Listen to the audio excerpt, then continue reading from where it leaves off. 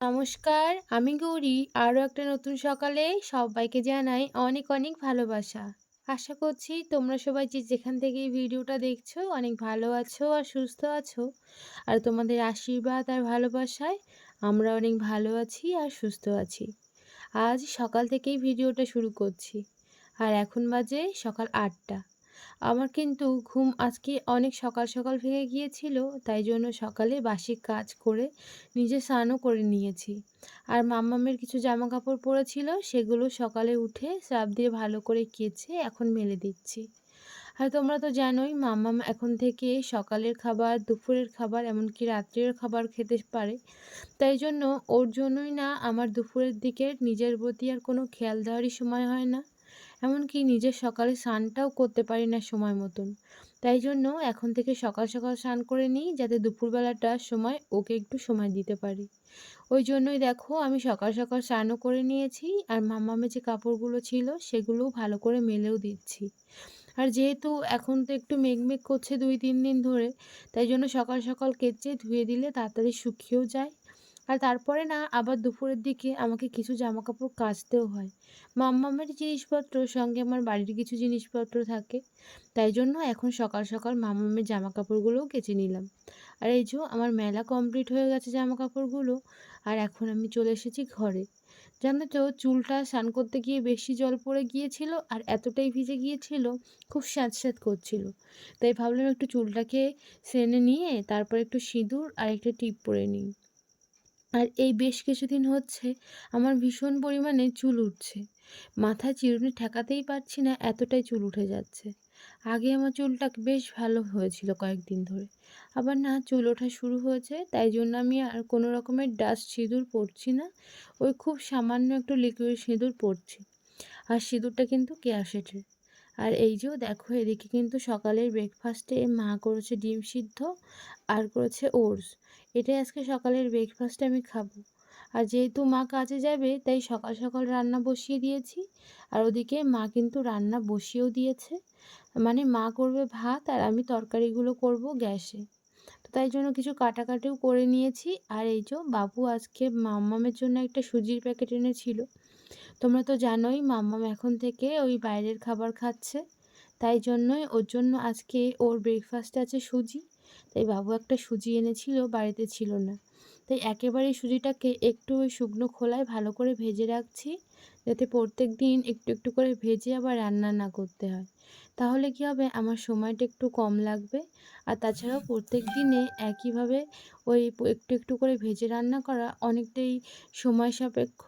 আর অতটা ধৈর্য পারবো কি না, তাই জন্য একেবারেই সমস্ত সুজিটা নিয়ে একটু ভালো করে ভেজে নিয়ে, আর ওই যে দেখতে পেলে বয়ামটা ওতেই রাখবো একটু ঠান্ডা করে।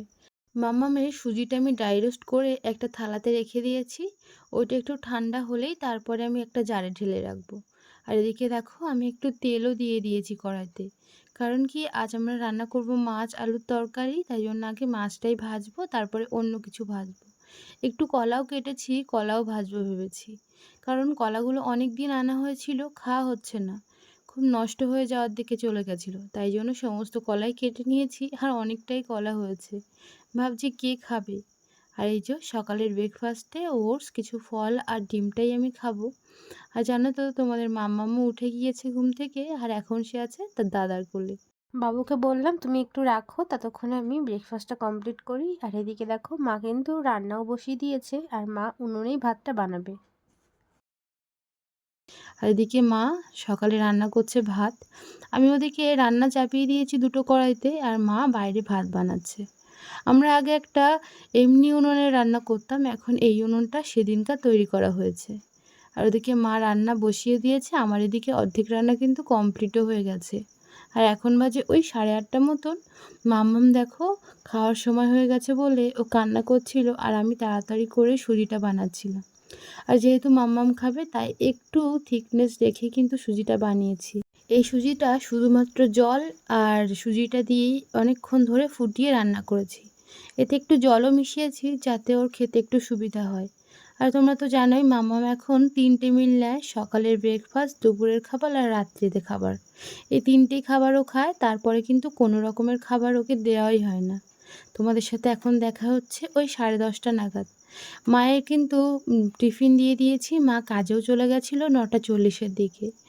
আর তারপরে মামামের সঙ্গে একটু সময় দিতে গিয়ে আমার আর রান্নাঘরের দিকে আসাও হয়নি।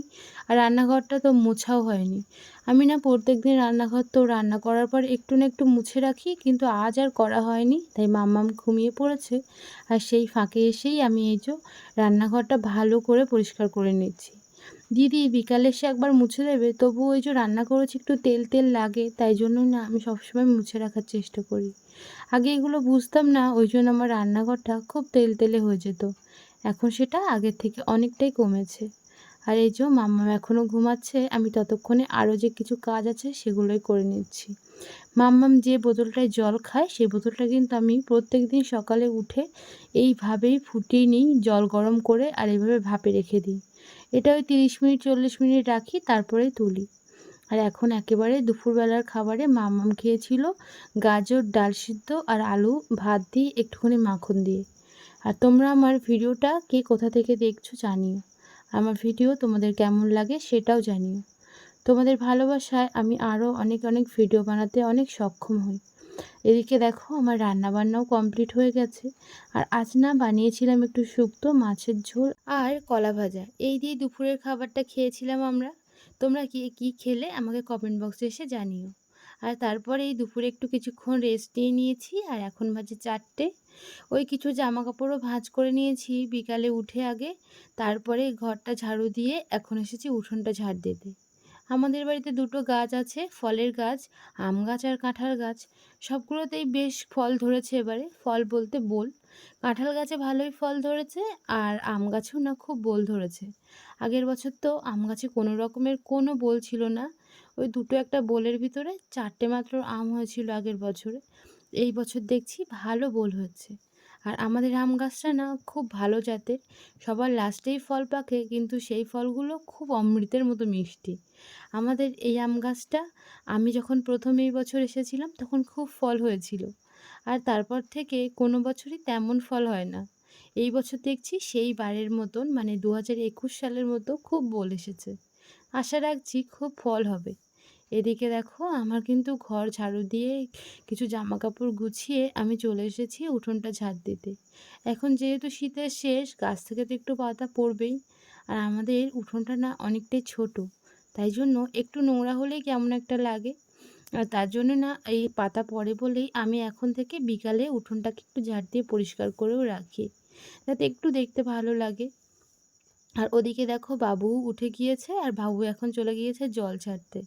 যেহেতু জল আসার সময় হয়ে গিয়েছে, 4:30 বাজলেই জল আমাদের এখানে দেয়। আর বাবু তখনই একটু মোটরটা চালিয়ে দেয়।